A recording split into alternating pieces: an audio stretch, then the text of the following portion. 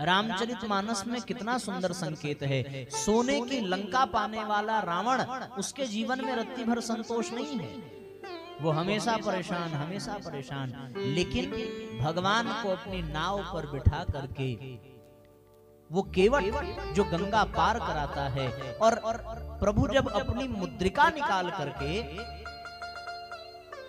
केवट को प्रदान करते हैं, तो केवट ने कितनी सुंदर बात कही है। क्या कहा? अब कछुनाथ न चाहिए मोरे, अब कछुनाथ न चाहिए मोरे, दीन दयाल अनुग्रह तोरे, दीन दयाल अनुग्रह तोरे। बार बार भगवान निवेदन कर रहे हैं कि नहीं नहीं भैया, तुम्हारा पारिश्रमिक है, तुम ले लो। और बार बार जब भगवान निवेदन करते हैं, तब वो केवट कहता है कि प्रभु अभी आप वन की ओर जा रहे हैं, हम तो अपने घर में अपने परिवार में सकुशल हैं, आपको कदाचित आगे कभी कोई आवश्यकता पड़ जाए, आप बहुत जिद करते हैं, तो मैं आपका मान रखने के लिए ये कहता हूँ, आप जब लौट करके आइएगा तो आप जो हमें प्रदान कर देंगे उसे मैं प्रसाद समझ करके स्वीकार कर लूंगा। कितना सुंदर विचार है केवल। फिरती बार मोही जो प्रभु देवा, फिरती बार मोही जो प्रभु देवा, सो प्रसाद में सिर धरि लेवा, सो प्रसाद में सिर धरि लेवा।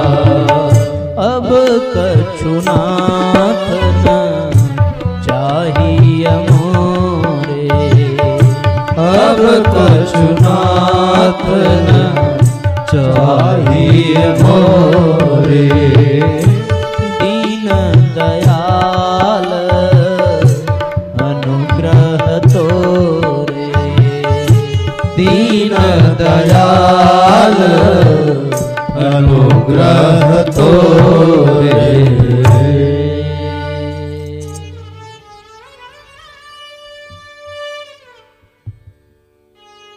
अब मुझे कुछ भी नहीं चाहिए, बस आपकी कृपा, आपका अनुग्रह। फिरती बार जो मोहि देवा, लौटते समय आप मुझे जो कुछ भी दे देंगे उसे प्रसाद समझ करके, पारिश्रमिक समझ करके नहीं। क्या समझ करके? प्रसाद। पेमेंट समझ करके नहीं, प्रसाद समझ करके।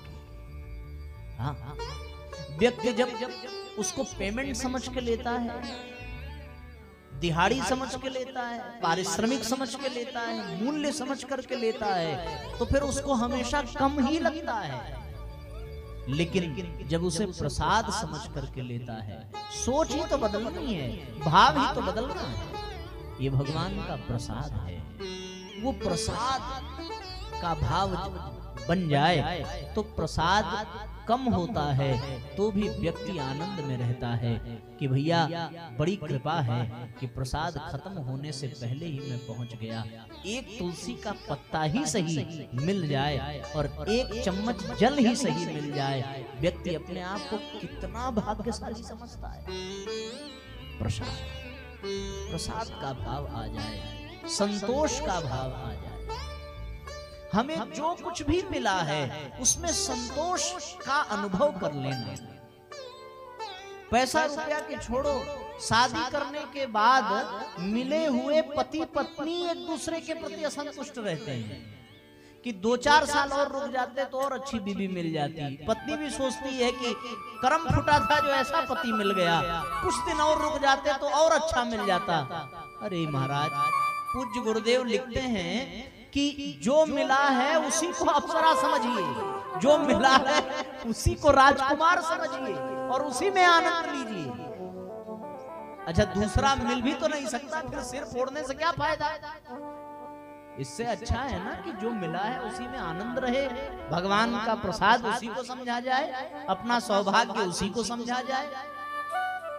और जब व्यक्ति उसमें आत्मीयता जोड़ लेता है, जब व्यक्ति उसमें अपनत्व बढ़ा लेता है, तो फिर कोई कैसा भी हो, जब एक बार सच्चा प्रेम हो जाए तो फिर लाख कमियां रहें तब भी उसी के साथ अच्छा लगता है। बोलो, गलत कह रहे हैं? दूसरे का बच्चा चाहे जितना संस्कारी हो, अपना चाहे जितना दुष्ट हो, लेकिन प्रेम किसके प्रति रहेगा? अपने के ही प्रति रहेगा। दिल तो धड़केगा अपने वाले के लिए, दूसरे के लिए तो धड़केगा। भले हम जानते हो कि वो हमारी इज्जत करता है कि नहीं करता, मानता है कि नहीं मानता, कारण क्या है? केवल अपनत्व हमने उससे जोड़ लिया। बस इतनी अपनापन जोड़ लीजिए तो फिर बात बन जाती है। वही सामान दुकान में रखा हो, गिर के टूट जाए, आपको कोई तकलीफ होगी? नहीं। अब आपने उसी सामान को खरीद लिया, उसका आपने पैसा दे दिया और आपने ये मान लिया कि ये सामान हमारा है। अब वो टूट के गिर जाए तब तो ऐसा लगेगा जैसे प्राण निकल गया, बड़ा नुकसान हो गया। सामान वही था, पहले दुकान में रखा था, अब आपके पास आ गया। दुकान में रखा था तब गिरा तो आपको कष्ट नहीं हुआ, आपके पास आ गया, आपने उसे अपना मान लिया, उसके बाद ये हो रहा है। दुनिया में कितने लोग मर रहे हैं, कभी कोई तकलीफ हो रही है? आदमी समाचार सुन रहा है, चाय पी रहा है, सड़क दुर्घटना में बस पलटी, 40 लोग मर गए। चाय की चुस्की लेते हुए आदमी कहता है गलत समाचार है, 40 ही थोड़ी मरे होंगे, कम से कम 50 मरे होंगे, कम दिखा रहा है। और चाय पिए जा रहे हैं, नमकीन खाए जा रहे हैं, मिठाई खाए जा रहे हैं, लो इतने लोग मर रहे हैं, कोई तकलीफ हो रही है क्या? लेकिन हमने जिसको अपना मान लिया, उसके साथ अगर कोई चोट चपेट हो जाए तब क्या? तब पानी की एक घूंट भी अंदर उतर पाएगी? नहीं, तब भूख प्यास मर जाएगी। केवल अपना मानने और न मानने की देर है। संतोष यही सिखाता है। संतोष, हमारे कैमरे वाले भैया का नाम भी संतोष है। हाँ, याद आ गया। तो संतोष करने का तात्पर्य क्या है? हमारे पास तो भैया संतोष है। क्यों संतोष हमारे पास ये है? तो जीवन में संतोष का होना बहुत जरूरी है।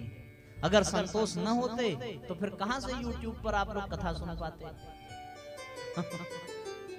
ये अपना YouTube पर प्रसारित, एक बार इनके लिए जोरदार ताली बजा दीजिए। भगवान करे भैया जल्दी आपका भी घर बसे, है ना? हम लोग हाँ, फिर से एक बार बजा दीजिए। कितना सुंदर तरीके से भैया शर्मा रहे हैं। अब तो मन कर रहा है कि और इनको शर्माए। कहने का तात्पर्य यह है साथियों कि जीवन में संतुष्टि का होना बहुत आवश्यक है। जो मिल जाए उसे भगवान का प्रसाद समझ लेना चाहिए। जैसे भगवान रखें उसी भाव में मगन रहिए। मकान मिल जाए, मकान में भी आनंद से रहिए। झोपड़ी मिल जाए, आपने वो भजन सुना होगा ना, सीताराम सीताराम सीताराम कहिए, जाही विधि राखे राम ताही विधि रहिए। जैसे भगवान रखें। तो आज 5 यम और 5 नियम में बड़ा सुंदर भाव ये है, जीवन में संतुष्टि हो, जितना है उतने में। इसका अर्थ ये नहीं है कि निकम्मा हो जाना, हाथ पे हाथ धरे बैठे रहना, काम काज न करना और केवल उतने में ही कि भैया हमको तो बस इतना ही मिला है, इतने में ही रहना है। ना ना, इसका अर्थ ये नहीं है। जो व्यक्ति मूर्ख होगा वही इसके इस प्रकार के अर्थ निकालेगा। यहाँ क्या कहा गया? यहाँ कहा गया प्रसाद समझ करके जो मिले उसको स्वीकार कर लेना। मेहनत खूब करिए, पहले खूब परिश्रम करिए, उस परिश्रम के बाद जो मिले उसको प्रसाद समझ करके ग्रहण करना। संतोष का तात्पर्य ये है। संतोष का अर्थ आप व्याकरण की दृष्टि से देखेंगे तो इसका शाब्दिक अर्थ है प्रसन्न रहना। जो संतोषी होगा वो प्रसन्न रहेगा, आनंद में रहेगा। और जिसमें संतुष्टि का अभाव होगा, उसे इतना चाहिए, इतना चाहिए, अरे इतना तो कम लग रहा है, थोड़ा और मिल जाता, थोड़ा और मिल जाता, उसको कितना भी मिल जाए उसको कम ही लगा रहेगा। और संतुष्टि रहेगी, संतोष रहेगा तो बस जीवन प्रसन्न रहेगा। इसलिए हमेशा हर परिस्थिति में, हर समय, हर जगह एक ही भाव रहे मन में। कौन सा भाव? जाहि विधि राखे राम ताहि विधि रही, जाहि विधि राखे राम ताहि विधि रही। सीताराम सीताराम सीताराम सीताराम सीताराम कहिए, जाहि विधि राखे राम ताहि विधि रहिए, जाहि विधि राखे राम ताहि विधि रहिए।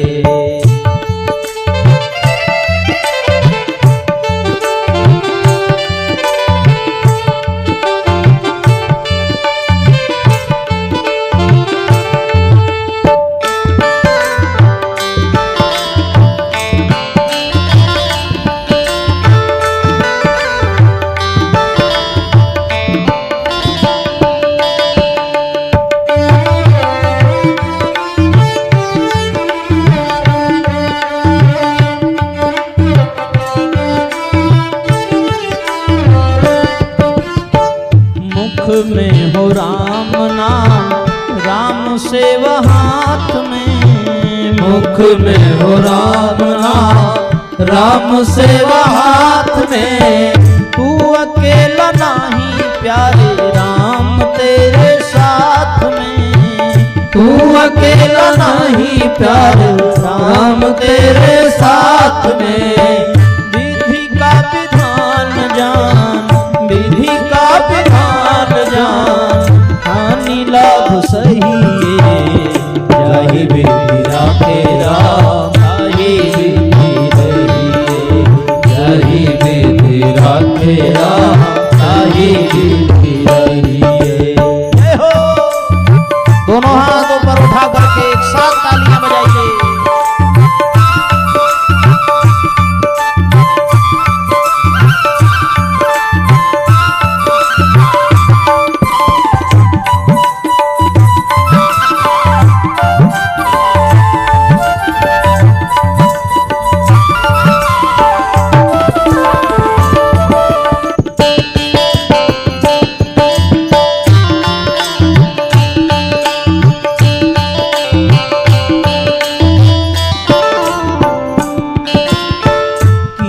अभिमान तो फिर मान नहीं पाएगा, किया अभिमान तो फिर मान नहीं पाएगा। होगा प्यार वही जो श्री राम जी को भाएगा, होगा प्यार वही जो श्री राम जी को भाएगा। फल आशा त्याग शुभ, फल आशा त्याग शुभ, कर्म करते रहिए, जाहि विधि राखे राम ताहि विधि रहिए, जाहि विधि राखे राम ताहि विधि रहिए।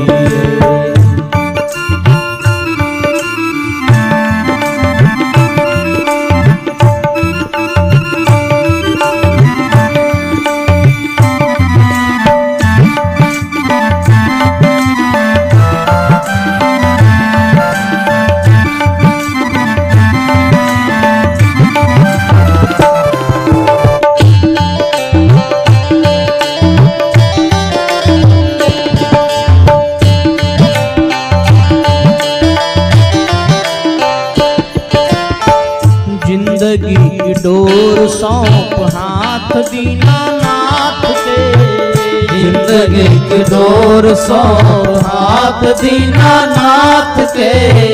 महलों में राखे चाहे झोपड़ी में वास दे, महलों में राखे चाहे झोपड़ी में वास दे। धन्यवाद निर्विवाद, धन्यवाद निर्विवाद, राम राम कहिए, जाहि विधि राखे राम ताहि विधि रहिए, जाहि विधि राखे राम ताहि विधि रहिए।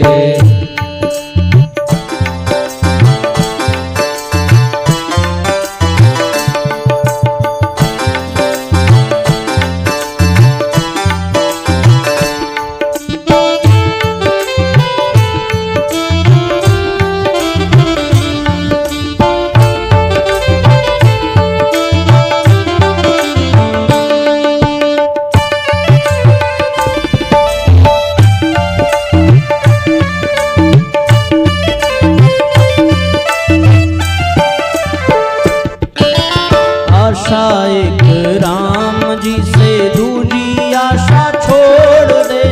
आशा एक राम जी से दूजी आशा छोड़ दे। नाता एक राम जी से दूजा नाता तोड़ दे। नाता एक राम जी से दूजा नाता तोड़ दे।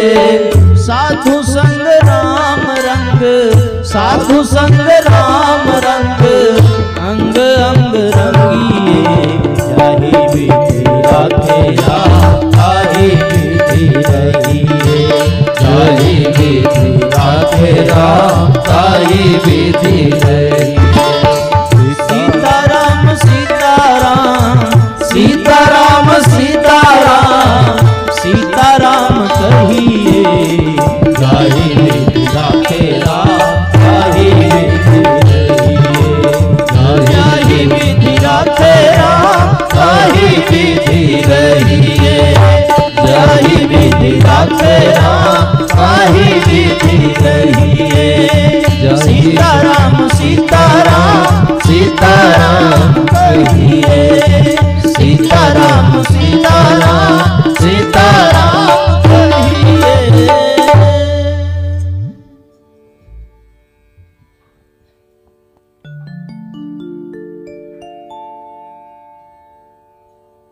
तो साथियों, जीवन में संतोष बहुत आवश्यक है। ये 5 यम और 5 नियम। नियम के अंतर्गत संतोष आता है और यम के अंतर्गत अपरिग्रह। इससे होगा क्या? इससे जात रूप, जहां महाराज परीक्षित ने 5वां स्थान कलयुग को दिया है, बेईमानी पूर्वक कमाए गए संपत्ति में कलयुग का वास होगा। तो जब हमारे पास अपरिग्रह भावना रहेगी, तब हम बेईमानी पूर्वक तो धन बिल्कुल नहीं कमाएंगे, है ना। और बेईमानी पूर्वक धन कमाने का एक बहुत बड़ा कारण क्या है? आवश्यकता से अधिक खर्च करना, ये बहुत बड़ा कारण है। और आज के इस समाज में जैसे कपड़े को कीड़ा खा जाता है, बहुत ध्यान से सुनिएगा, जैसे कपड़े को कीड़ा खा जाता है ना, वैसे ही आज के समाज में ये प्रदर्शन आवश्यकता से अधिक करने की प्रवृत्ति समाज को खाती जा रही है। सच बता रहे हैं। पूज्य गुरुदेव ने कहा, प्रसन्न रहने के 2 उपाय। पहला, अपनी आवश्यकताओं को कम करें, और हम लोग अपनी आवश्यकताओं को बढ़ाते जाते हैं। आवश्यकताओं को बढ़ाने का कारण क्या है? आवश्यकताओं को हम लोग प्रदर्शन के कारण, अभिमान के कारण, अहंकार के कारण, अपने अभिमान, अपने अहंकार की पूर्ति के कारण हम लोग इस समाज में प्रदर्शन की चीजों को बढ़ाते जाते हैं, अभिमान की चीजों को बढ़ाते जाते हैं और आवश्यकता से अधिक खर्च करते हैं। आप किसी भी फंक्शन में देख लीजिए, किसी भी उत्सव में देख लीजिए, आवश्यकता से अधिक खर्च करने की प्रवृत्ति लोगों के भीतर होती है कि नहीं होती? उनके शादी में इतना खर्च हुआ था तो अपने शादी में हम इतना करेंगे। उसका लाभ क्या है? उसका लाभ तो बताइए कुछ। आप चाहे 5 लाख रुपए शादी में खर्च करिए, चाहे 50 लाख खर्च करिए, प्रक्रिया तो एक ही होनी है कि आपकी बिटिया यहाँ से वहां जाएगी या आपका बेटा बहू लेकर के आएगा। तो जब ये काम कम खर्च में भी हो सकता है, तो इसको 50 लाख 1 करोड़ इतना खर्च करने की क्या आवश्यकता है? किसको दिखाना है? किसको संतुष्ट करना है? किसके सामने अपने अहंकार का प्रदर्शन करना है? उनके सामने जो आपके रिश्तेदार आएंगे, उनको नहीं पता कि आप पैसे वाले हैं।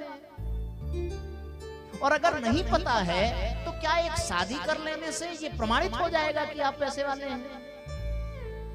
जो लोग पैसे वाले हैं वो करते हैं, चलो ठीक है, लेकिन मूर्खता तो उन लोगों से होती है जो लोग हैं पैसे वाले नहीं, औकात अठन्नी की होती है, पर दिखाने के लिए कर्ज लेकर के खर्च करते हैं और फिर उसी कर्ज को भरने के लिए जीवन भर बेईमानी पूर्वक धन कमाते हैं और जीवन भर कर्जा चुकाते रहते हैं। जरूरत क्या थी इतना खर्च करने की?